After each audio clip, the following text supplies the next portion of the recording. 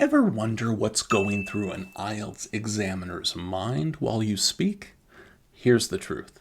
We're not counting grammar mistakes. We're not judging your accent, and we don't really care how long your sentences are.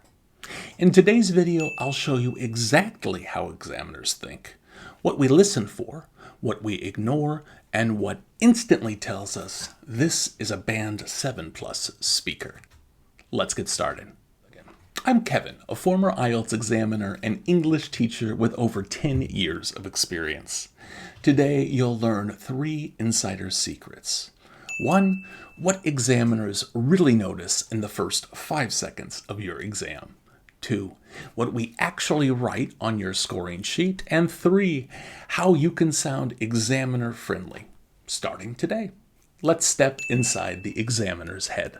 Here's what happens when you walk into the exam room. Before you even speak, we start taking mental notes.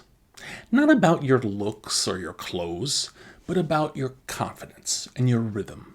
The first question, can you tell me your full name, is your warm-up. When you reply naturally, my full name is Kevin Doyle, but you can call me Kevin. That already tells us something. You can understand, respond, and sound relaxed. If you have a nickname or an English name you use, you can tell us that too. Just respond naturally, as you would in your native language. The first 5 seconds gives us a fluency baseline. I'm listening to how you respond. If you're friendly and relaxed and your response is smooth, it sets a positive tone for the rest of the test. You don't have to be perfect, just calm, connected, and natural. As to our second secret, every examiner uses the same scoring sheet. No personal scales, no mystery math. There are 4 categories, each worth 25%. Fluency and coherence. Can you speak continuously and logically? Lexical resource. Is your vocabulary flexible and natural? Grammar. Do you have variety and control? I'm not looking for perfection. And pronunciation. Are you clear and easy to follow? During your test, we are not taking notes, but we are listening closely. From part 1, I am putting you into a rough band score. I think this student is around a 6. In parts 2 and 3, I'm refining my initial score. Are you a 6.5 or a solid 7? Or maybe you drop into the 5 band range based on your answers. You get a whole number score in each of the 4 categories, and these are averaged for your final score. We don't give half credit for accent or personality. You don't get extra points if you make the examiner laugh or if we agree with what you say.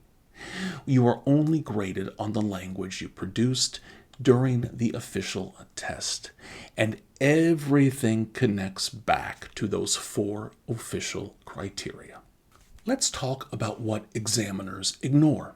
We ignore your nervous laugh. We ignore the way you look. We ignore whether we agree with what you are saying. We even ignore short pauses if you recover smoothly and they're natural. But here's what we can't ignore. Constant self-correction. Sorry, I mean, over-memorized answers that sound robotic. Sentences that don't connect logically, or speech that is incoherent. When I hear an answer that flows naturally, even with small grammar errors, I think that is natural communication. When I hear perfect grammar, but zero rhythm or robotic intonation, I think, that's memorized. Remember, IELTS rewards communication, not recitation. If I can follow your meaning easily and you're speaking in a structured and logical way, your pronunciation and coherence are already trending toward high band scores. One way to get an idea of your speaking skill is to practice with real examiner criteria. Comment free below and I'll send you my free IELTS speaking checklist. Or if you want personal feedback from someone who's been on the other side of the table, book a mock test with me at kevinteaches.me. So how do we sound examiner friendly?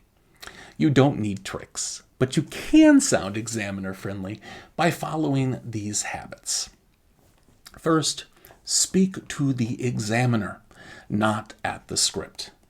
Natural eye contact, a relaxed smile, and a natural tone show confidence. Second, use linking phrases naturally. Actually, on the other hand, I guess, these create flow. They connect your ideas and they build coherence. Third, react to the question. A quick smile or, "That's a question I've never thought of," buys you some thinking time and shows comfort. Finally, don't chase perfection. Do not let your hunt for 100% perfect grammar or the most advanced vocabulary you can think of kill the flow of your speech. Fluent speech is the foundation of the other 3 categories of the speaking test. These things make your conversation sound alive and not rehearsed. That's what earns a Band 7+. So the next time you imagine your examiner judging every word, stop. We're not hunting and counting errors. We're measuring communication. If you can stay calm, speak naturally, and organize your ideas, you're already examiner friendly. If you found value in this video, give me a like and a subscribe, and connect with my community on Facebook, where it's easier to stay in touch with all of my students around the world.